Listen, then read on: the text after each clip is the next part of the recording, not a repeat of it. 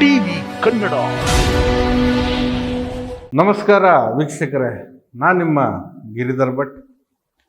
ದಾಂಪತ್ಯ ಅಂತಕ್ಕಂಥ ಒಂದು ವ್ಯವಸ್ಥೆ ಏನಿದೆ, ಆ ಮನುಷ್ಯನ ಒಂದು ಜೀವನದ ಅವಿಭಾಜ್ಯ ಸ್ಥಿತಿ ಎಂಬುದಾಗಿ ನಾವು ನೋಡಬಹುದಾಗಿದೆ. ಜೀವನದಲ್ಲಿ ಯಾವ್ಯಾವ ಕಾಲಘಟ್ಟದಲ್ಲಿ ಏನೇನಾಗಬೇಕು ಅದನ್ನು ಸಂಧಿಸುವಂತಹ ಒಂದು ಸುಲಕ್ಷಣವಾದಂತಹ ಜೀವನದ ಒಂದು ಹಾದಿ ಎಂಬುದಾಗಿ ನಾವು ನೋಡಬಹುದಾಗಿದೆ.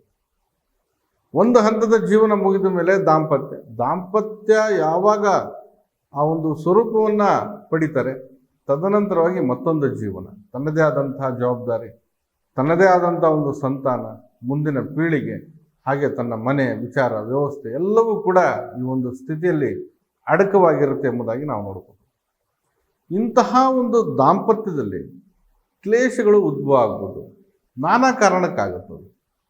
ವ್ಯಕ್ತಿಗತವಾಗಿರ್ತಕ್ಕಂತಹ ಕೆಲವೊಂದು ಮಾನಸಿಕವಾಗಿರ್ತಕ್ಕಂತಹ ಸ್ಥಿತಿಗತಿಗಳಾಗಿರ್ಬೋದು, ಅಥವಾ ದಂಪತಿಗಳಲ್ಲಿರ್ತಕ್ಕಂಥ ಇರುಸು ಮುರುಸಿನ ವಾತಾವರಣ, ಭಿನ್ನಾಭಿಪ್ರಾಯ, ಅಥವಾ ಎಲ್ಲೋ ಒಂದು ಕಡೆ ಇರತಕ್ಕಂಥ ಸಂಬಂಧಗಳು, ಅನೈತಿಕವಾಗಿರ್ತಕ್ಕಂಥ ವಿಷಯಗಳಾಗಿರ್ಬೋದು, ಹಠಾತ್ತನೆ ಎದುರಾಗ್ತಕ್ಕಂಥ ವಿಪತ್ತು, ಆಪತ್ತು, ಬಡತನದಂತಹ ಒಂದು ಸ್ಥಿತಿ, ಹಾಗೆ ಇಂಥದ್ದನ್ನ ಬೇಕು ಅಥವಾ ಪಡಿಬೇಕು, ಯಾವುದಾದ್ರೂ ಒಂದು ಸಂಘರ್ಷಗಳ ಹಾದಿಯಲ್ಲಿ ಇಳಿದಾಗ ಎಲ್ಲೋ ಒಂದು ಕಡೆ ದಾಂಪತ್ಯ ಚಿತ್ರಣ ಬದಲಾಗ್ತಾ ಇರುತ್ತೆ. ಎಲ್ಲದಕ್ಕಿಂತ ಮುಖ್ಯವಾಗಿ ಹೇಳಿಕೆಯ ಮಾತುಗಳನ್ನು ಕೇಳತಕ್ಕಂಥದ್ದು. ಪತ್ನಿ ತವರು ಮನೆಯಲ್ಲಿ ತಂದೆ ತಾಯಿ ಹೇಳೋ ಮಾತು ಅಥವಾ ಅಕ್ಕ ತಂಗಿಯರ ಮಾತು ಕೇಳೋದು, ಪತಿ ಅವ್ರ ತಾಯಿ ಮಾತು ಯಾರ ಮಾತು ಕೇಳಿ, ಇಲ್ಲಿ ಇವರಿಬ್ಬರು ಸಂಸಾರವನ್ನು ಹಾಳು ಮಾಡಿಕೊಂಡು ಜೀವನನ ಒಂದು ಒಳ್ಳೆ ರೀತಿಯಲ್ಲಿ ನಡೆಸದೆ ಒಂದು ರೀತಿಯಲ್ಲಿ ಅಂಧಕಾರದಲ್ಲಿ ಇರ್ತಕ್ಕಂಥ ಒಂದು ಸ್ಥಿತಿ. ಇದರಲ್ಲಿ ಹಲವಾರು ಕಾರಣಗಳು ಬರ್ತಾ ಇರ್ತದೆ. ಇಲ್ಲಿ ಮೊದಲನೇದಾಗಿ ಹೇಳಬೇಕಂತಂದ್ರೆ, ಆ ಒಂದು ಪ್ರೀತಿ ವಿಶ್ವಾಸದ ಬೆಸುಗೆ ಅನ್ನೋದು ಇರೋದಿಲ್ಲ. ಕಾರಣಗಳು ಸಾವಿರ ಇರ್ಬೋದು. ಆ ಸಾವಿರ ಕಾರಣಗಳಲ್ಲಿ ಯಾವುದಾದ್ರೂ ಹುಡ್ಕೊಂಡು ಹೋಗ್ಬೋದು. ಮುಖ್ಯವಾಗಿ ಪ್ರೀತಿ ಅನ್ನೋದಿಲ್ಲ ಅಂದಮೇಲೆ ಆ ಒಂದು ಸ್ಥಿತಿಯಲ್ಲಿ ಈ ದಾಂಪತ್ಯ ಜೀವನದಲ್ಲಿ ಸಮಸ್ಯೆಗಳು ಕಟ್ಟಿಟ್ಟ ಬುತ್ತಿ. ಇದು ಮುಂದಕ್ಕೆ ಹೋಗುತ್ತೆ, ಜೊತೆಗಿದ್ರು ಸಹ ದೂರ ದೂರ ಇರೋ ಹಾಗೆ, ಜೊತೆಯಲ್ಲಿ ಒಂದೇ ಮನೆಯಲ್ಲಿ ಇರ್ತಾರೆ, ಒಂದು ರೀತಿಯಲ್ಲಿ ಮಾತುಕತೆ ಇರೋದಿಲ್ಲ, ಅಥವಾ ನನ್ನ ಗಂಡ ನನ್ನ ಮಾತು ಕೇಳೋದಿಲ್ಲ, ನನ್ನ ಹೆಂಡತಿ ನನ್ನ ಮಾತು ಕೇಳೋದಿಲ್ಲ, ಈ ಒಂದು ಸ್ಥಿತಿಯಲ್ಲಿ ಜೀವನ ಮಾಡೋದು. ಇದನ್ನ ಹೊರತುಪಡಿಸಿ ಎಲ್ಲೋ ಒಂದು ಕಡೆ ತವರು ಮನೆಗೆ ಹೋಗಿ ಹೆಂಡತಿ ಕೂತ್ಕೊಳ್ತಾರೆ, ಇಲ್ಲಿ ಗಂಡ ಅದೇ ಕೊರಗಲ್ಲಿರೋದು, ಅಥವಾ ಗಂಡ ತಾಯಿ ಮಾತು ಯಾರ ಮಾತು ಹೇಳಿಕೆ ಮಾತು ಕೇಳ್ತಾ ಹೆಂಡತಿಗೆ ಹೊಡೆಯೋದು ಬಡಿಯೋದು, ಈ ರೀತಿಯಲ್ಲಿ ಹಿಂಸಾ ಪ್ರವೃತ್ತಿಯನ್ನ ತೋರಿಸ್ತಕ್ಕಂಥದ್ದು. ಇದು ಮಹಾ ಅಪರಾಧ ಆಗುತ್ತೆ. ಯಾಕಂದ್ರೆ ಎಲ್ಲಿ ಸ್ತ್ರೀಯರಿಗೆ ಬೆಲೆ ನೆಲೆ ಅನ್ನೋದಿರೋದಿಲ್ಲ, ಅವ್ರ ಮೇಲೆ ದಬ್ಬಾಳಿಕೆ ದೌರ್ಜನ್ಯ ಮಾಡ್ತಕ್ಕಂಥದ್ದು ಖಂಡಿತವಾಗಿ ಅಕ್ಷಮ್ಯ. ಇದು ನಿಮ್ಮ ಒಂದು ಜೀವನದಲ್ಲಿ ಕರ್ಮವಾಗಿ ಕಾಡುತ್ತೆ. ಮುಂದೆ ಬಹಳ ದೊಡ್ಡ ಸಮಸ್ಯೆ ಅನ್ನೋದನ್ನ ಅನುಭವಿಸ್ತೀರ. ಎಲ್ಲಿ ಚಿತ್ರಹಿಂಸೆ ಕೊಟ್ಟರೆ ಸ್ತ್ರೀಯರಿಗೆ ಇದು ಮಹಾಪಾಪ ಕಾರ್ಯಗಳಲ್ಲಿ ಒಂದು. ಹಾಗಾಗಿ ಅಂಥ ಒಂದು ವಿಚಾರಗಳನ್ನು ಆದಷ್ಟು ತೆಗೆದುಹಾಕಿ ಏನಿದ್ರು ಮಾತುಕತೆಯಲ್ಲಿ ಬಗೆಹರಿಸ್ಕೊಳ್ಳುವಂಥ ಒಂದು ವ್ಯವಸ್ಥೆ ಇರಲಿ. ಹಾಗೆ ಈ ಕೆಲವೊಮ್ಮೆ ಅನೈತಿಕವಾದಂಥ ಸಂಬಂಧಗಳು ಎಲ್ಲೋ ಒಂದು ಕಡೆ ಆಕರ್ಷಣೆ ಆಗುತ್ತೆ, ಇಷ್ಟಪಟ್ಬಿಡ್ತಾರೆ. ಆ ಒಂದು ಸ್ಥಿತಿಯಲ್ಲಿ ಅಲ್ಲೇ ಒಂದು ಹೆಚ್ಚಿನ ಪ್ರೇಮ ಒಲವು ಹೋದಾಗ ಈ ದಾಂಪತ್ಯದಲ್ಲಿ ಕ್ಲೇಶಗಳು ಸಹಜವಾಗಿ ಸೃಷ್ಟಿಯಾಗುತ್ತೆ. ಇದು ಕೆಲವೊಮ್ಮೆ ವಿಚ್ಛೇದನದ ಹಂತಕ್ಕೂ ಹೋಗುತ್ತೆ. ಹಾಗೆ ಆ ವಿಚ್ಛೇದನದಲ್ಲಿ ಸಮಾಪ್ತಿ ಆಗುವಂಥ ಸಾಧ್ಯತೆಗಳು ಹೆಚ್ಚಾಗಿರ್ತದೆ. ಕೆಲವೊಮ್ಮೆ ಏನಂತಂದರೆ ಬರೀ ಕೋರ್ಟು ಕಚೇರಿ ಅಲೆದಾಟ ಮಾಡಿಕೊಂಡು ಯಾವುದೇ ರೀತಿಯಲ್ಲಿ ಸಮಸ್ಯೆ ಬಗೆಹರಿದೆ ಆಕೆ ಜೀವನ ಇವನ ಜೀವನ ಬರ್ಬಾದಾಗಿ ರಸ್ತೆಗೆ ಬಂದು ನಿಂತಿರುತ್ತೆ. ಇದನ್ನ ಹೊರತುಪಡಿಸಿ ಕೆಲವೊಮ್ಮೆ ಏನಾಗುತ್ತೆ, ಈ ದಾಂಪತ್ಯ ಜೀವನ ಏನೋ ಹೊಸದಾಗಿ ಮದುವೆ ಮಾಡಿಕೊಂಡಿದ್ರೆ ಸಮಸ್ಯೆಗಳು ಸಹಜ. ಇಲ್ಲಿ 10-20 ವರ್ಷ ಜೀವನ ಮಾಡಿರ್ತಾರೆ, ಮಕ್ಕಳು ಮರಿ ಇರ್ತದೆ, ಆದರೆ ಕೊನೆ ಗಳಿಗೆಯಲ್ಲಿ ಎಲ್ಲೋ ಒಂದು ಕಡೆ ಸ್ಥಿರತೆ ಸ್ಥಿಮಿತತೆ ಇಲ್ಲದೆ ಒಂದು ರೀತಿಯಲ್ಲಿ ದಂಪತಿಗಳಲ್ಲಿ ಕ್ಲೇಶಗಳು ಉದ್ಭವ ಆಗಿರುತ್ತೆ. ಇದಕ್ಕೂ ಕೆಲವೊಮ್ಮೆ ದುಶ್ಚಟಗಳು ಸಹ ಕಾರಣ ಆಗ್ತಾ ಇರುತ್ತೆ. ಇಂತಹ ಒಂದು ದಾಂಪತ್ಯ ಸಮಸ್ಯೆಗಳಿಗೆ ದಂಪತಿಗಳಲ್ಲಿ ನಡೆಯುವಂತಹ ಕಿರುಕುಳದ ಒಂದು ವ್ಯವಸ್ಥೆ ಅಂತ ಹೇಳ್ಬೋದು ನಾವು. ಕಿರುಕುಳ ಅಂತಂದರೆ ವಿನಾಕಾರಣ ಗಂಡನ ಮೇಲೆ ದೌರ್ಜನ್ಯ ಮಾಡೋದು, ಅಥವಾ ವಿನಾಕಾರಣ ಹೆಂಡತಿ ಮೇಲೆ ಗಂಡ ದೌರ್ಜನ್ಯ ಮಾಡೋದು, ಇನ್ನೊಬ್ಬರು ಮಾತು ಕೇಳಿ ಹೊಡೆಯೋದು ಬಡಿಯೋದು ಮತ್ತೊಂದು ಮಾಡೋದು, ಅಥವಾ ಇನ್ನೊಬ್ಬರು ಮಾತು ಕೇಳಿ ಗಂಡನನ್ನು ಎಷ್ಟು ಸಾಧ್ಯವೋ ಅಷ್ಟು ರೀತಿಯಲ್ಲಿ ನರಳಾಟ ಕೊಡೋದು, ಕಾಡಾಟ ಕೊಡೋದು, ಅವನನ್ನು ಎಲ್ಲ ರೀತಿಯಲ್ಲಿ ಅಪಮಾನ ಮಾಡಿ ರೋಡಿಗೆ ತಂದು ನಿಲ್ಲಿಸಿರ್ತಕ್ಕಂಥದ್ದು. ಇಂಥದ್ದು ಸಹಜ ಸ್ಥಿತಿಯಲ್ಲಿ ನಡೀತಾ ಇರ್ತದೆ. ಆದರೆ ಈ ಸ್ಥಿತಿಯಿಂದ ಹೊರಗಡೆ ಬಂದು ಬದುಕನ್ನು ಚೆಂದಾಗಿ ಒಂದು ಒಳ್ಳೆಯ ಸುಭದ್ರವಾಗಿ ಕಟ್ಕೊಳ್ಬೇಕೆಂಬತಕ್ಕಂಥ ಅಭಿಲಾಷೆ ಇಬ್ಬರಲ್ಲಿ ಒಬ್ರಿಗಾದ್ರೂ ಇದ್ದೇ ಇರ್ತದೆ. ಆ ಯಾರಿಗಿದೆ ಅವರು ಈ ತಂತ್ರವನ್ನು ಮಾಡಿದರೆ ಖಂಡಿತವಾಗಿ ನಿಮ್ಮ ದಾಂಪತ್ಯ ಸಮಸ್ಯೆಗಳಿಗೆ ಪರಿಹಾರ ದೊರೆಯುತ್ತೆ ಎಂಬುದಾಗಿ ನಾವು ನೋಡಬಹುದಾಗಿದೆ.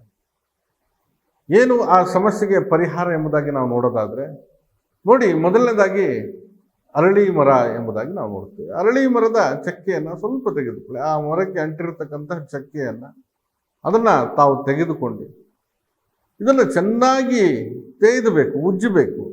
ಸ್ವಲ್ಪ ನೀರು ಹಾಕಿಬಿಟ್ಟು ಒಂದು ಕಲ್ಲು ಮೇಲೆ ಚೆನ್ನಾಗಿ ಉಜ್ಜಿ ಅದರ ಒಂದು ಪೇಸ್ಟ್ ಥರ ಬರುತ್ತೆ. ಅದನ್ನು ತೆಗೆದುಕೊಂಡು ತೇಯ್ದಿರತಕ್ಕಂತಹ ಅರಳಿ ಮರದ ಚಕ್ಕೆಯನ್ನು ತೆಗೆದುಕೊಂಡು ಅರಳಿ ಎಲೆಯಲ್ಲಿ ತಾವು ಇಡಿ. ಹಾಗೆ ಆ ಒಂದು ತೇಯ್ದಿರತಕ್ಕಂಥ ಏನಿದೆ ಗಂಧನೋ ಅಥವಾ ಅರಳಿ ಮರದ್ದು ಏನಿದೆ ಅವಶೇಷಗಳು, ಅದನ್ನು ಮೊದಲು ಶಿವನಿಗೆ ಅರ್ಪಿಸಿ, ಅದರಲ್ಲೇ ಅರ್ಧ ಭಾಗವನ್ನು ಆ ದೈವಕ್ಕೆ ನೀಡಿ ಅರ್ಪಿಸಿ ಅಥವಾ ಶಿವನಿಗೆ ಹಚ್ಚಿ, ಇನ್ನು ಉಳಿದ ಅರ್ಧ ಭಾಗವನ್ನು ನೀವು ಇಟ್ಕೊಳ್ಳಿ, ಅದನ್ನು ನೀವು ಹಚ್ಕೊಳ್ತಾ ಹೋಗಿ. ಹಾಗೆ ನೀವು ಹಣೆಗೆ ಹಚ್ಕೊಳ್ಳುವಾಗ ಶಿವನಾಮವನ್ನು ಜಪಿಸಿ ಹಣೆಗೆ ಹಚ್ಕೊಂಡೋಗಿ. ಖಂಡಿತವಾಗಿ ಶಿವ ಪ್ರೇಮಮಯ ಎಂಬುದಾಗಿ ನಾವು ನೋಡ್ತೀವಿ. ಹಾಗೆ ಈ ಏನು ದಾಂಪತ್ಯ ಸ್ವರೂಪದಲ್ಲಿ ಸಮಸ್ಯೆಗಳಾಗಿದೆ, ಆ ಸಮಸ್ಯೆಗೆ ಶಿವನ ಒಂದು ಭಕ್ತಿಯ ಅನುಕೂಲತೆಯಿಂದ ಖಂಡಿತವಾಗಿ ಪರಿಹಾರ ಸಿಗುತ್ತೆ. ಅರ್ಧನಾರೀಶ್ವರ ಎಂಬುದಾಗಿ ನಾನು ಶಿವನನ್ನು ನೋಡ್ತಾ ಇರ್ತೀನಿ. ಯಾಕಂದರೆ ಸಮಾನವಾದಂತಹ ಒಂದು ಸ್ಥಿತಿಯನ್ನು ತನ್ನ ಪತ್ನಿಗೂ ಸಹ ಕೊಟ್ಟಿದ್ದಾನೆ, ತಾನೂ ಸಹ ಇಟ್ಕೊಂಡಿದ್ದಾನೆ. ಹಾಗಾಗಿ ಸಮಾನ ಜೀವನ ಅರ್ಧನಾರೀಶ್ವರ. ಪತಿ ಪತ್ನಿ ಎಂಬುದರ ಒಂದು ಉದ್ದೇಶನೇ ಆ ಒಂದು ಸ್ವರೂಪವನ್ನದನ್ನ ನೋಡಬಹುದಾಗಿದೆ. ಅಂತಹ ಒಂದು ಜೀವನದ ಸಾಂಗತ್ಯ, ಒಂದು ಸಂಗಾತಿಯಲ್ಲಿ ಇರ್ತಕ್ಕಂಥ ಬೆಲೆ, ಇಲ್ಲ ಒಂದು ಕಡೆ ಒಂದು ಜೀವನ ಅನ್ನೋದು ಸರಿಪಡಿಸ್ಕೊಳ್ಳೋಕ್ಕೆ ಆ ಶಿವನನ್ನು ಆರಾಧನೆ ಮಾಡ್ತಕ್ಕಂಥ ಒಂದು ವ್ಯವಸ್ಥೆ. ಈ ನಿಯಮವನ್ನು ಮಾಡಿ. ಆದಷ್ಟು ತಾವು ತಮ್ಮ ಪತಿ ಇರಲಿ ಪತ್ನಿ ಇರಲಿ, ಯಾರೋ ಜನಗಳ ಮುಂದೆ ಹೋಗ್ಬಿಟ್ಟು ಒಂದು ರೀತಿಯಲ್ಲಿ ಮಾತಾಡ್ಕೊಂಡು ಅವರನ್ನು ಹೀನವಾಗಿ ನೋಡುವಂಥದ್ದು, ಅಥವಾ ಅವರ ಚರ್ಯೆಯನ್ನು ಅಥವಾ ಅವರ ಒಂದು ಜೀವನ ಶೈಲಿಯನ್ನು ಅಥವಾ ಅವರ ಒಂದು ವ್ಯಕ್ತಿಗತವಾದಂತಹ ವಿಚಾರಗಳನ್ನು ಅವಮಾನಕರವಾಗಿ ತಾವು ತೋರಿಸ್ಕೊಳ್ಳುವಂಥದ್ದು ಸಹ ಸಹಜವಾಗಿ ತಪ್ಪು. ಯಾಕಂದರೆ ಜೀವನದಲ್ಲಿ ಕಷ್ಟ ನಷ್ಟ ಏಳು ಬೀಳು ಎಲ್ಲವೂ ಸಹ ಬರ್ತಾ ಇರುತ್ತೆ, ಸುಖ ದುಃಖ ಎಲ್ಲ ಇದ್ದೇ ಇರ್ತದೆ. ಅದನ್ನು ಸಮ ಪ್ರಮಾಣದಲ್ಲಿ ತೆಗೆದುಕೊಂಡು ಸರಿದಾರಿಗೆ ತೆಗೆದುಕೊಂಡು ಹೋಗುವಂಥ ವ್ಯವಸ್ಥೆನೇ ದಾಂಪತ್ಯ ಜೀವನದಲ್ಲಿ ಇರ್ತಕ್ಕಂಥದ್ದು.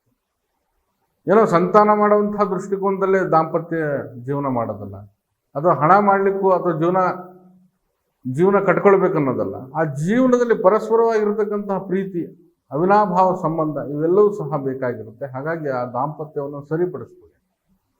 ಹಿಂದೆ ಹಿರಿಯರಿದ್ರು, ಕುತ್ಕೊಂಡು ಮಾತಾಡ್ತಾ ಇದ್ರು, ಒಂದು ಪರಿಹಾರ ದೊರಕ್ತಾ ಇತ್ತು. ಈಗಿನ ಸ್ಥಿತಿ ಹೇಗಿದೆ ಅಂದರೆ ಒಂದು ರೀತಿಯಲ್ಲಿ ಅವ್ರದೇ ಒಂದು ಹಠ, ಅವ್ರದೇ ಒಂದು ಜೀವನ. ನನ್ನ ಕಾಲ ಮೇಲೆ ನಾನು ನಿಂತ್ಕೋತೀನಿ, ನನ್ನ ಮಕ್ಕಳನ್ನ ನಾನು ಸಾಕ್ತೀನಿ, ನೀನಲ್ಲ ಅಂದರೆ ಇನ್ನೊಬ್ರು. ಇಂಥ ಒಂದು ಮಾತುಗಳು ಹೆಚ್ಚಾಗಿ ದಾಂಪತ್ಯದಲ್ಲಿ ಕಾಣ್ತಾ ಇದ್ದೀವಿ. ನೋಡಿ, ಆ ಒಂದು ಸ್ಥಿತಿಯನ್ನ ಸರಿಯಾಗಿ ಇಟ್ಕೊಂಡ್ರೆ ನಿಮ್ಮ ಜೀವನ, ನೀವು ಮಾಡುವಂಥ ಕೆಲಸ ಕಾರ್ಯ, ಹಣ, ವ್ಯವಸ್ಥೆ ಎಲ್ಲವೂ ಕೂಡ ಚಂದವಾಗಿರ್ತದೆ. ಯಾಕಂದರೆ ಮನಸ್ಸಿದ್ದ ಹಾಗೆ ಅದು ಮನೆ ಪರಿಶುಭ್ರವಾಗಿರಬೇಕು. ಆ ಒಂದು ಸ್ಥಿತಿ ಬಹಳಷ್ಟು ಉಲ್ಲಾಸದಾಯಕವಾಗಿರಬೇಕು.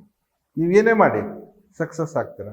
ಈ ಮನೆಯಲ್ಲೇ ಸಮಸ್ಯೆ ಇಟ್ಕೊಂಡು ಜಂಜಾಟಗಳನ್ನು ಇಟ್ಕೊಂಡು ನೋವುಗಳನ್ನು ಇಟ್ಕೊಂಡು ನೀವು ಹೊರಗಡೆ ಎಲ್ಲೋ ಒಂದು ಕಡೆ ಚೆನ್ನಾಗಿರ್ತೀನಿ ಅಂದರೆ ಬಹಳ ಕಷ್ಟ ಆಗ್ತದೆ ಜೀವನ.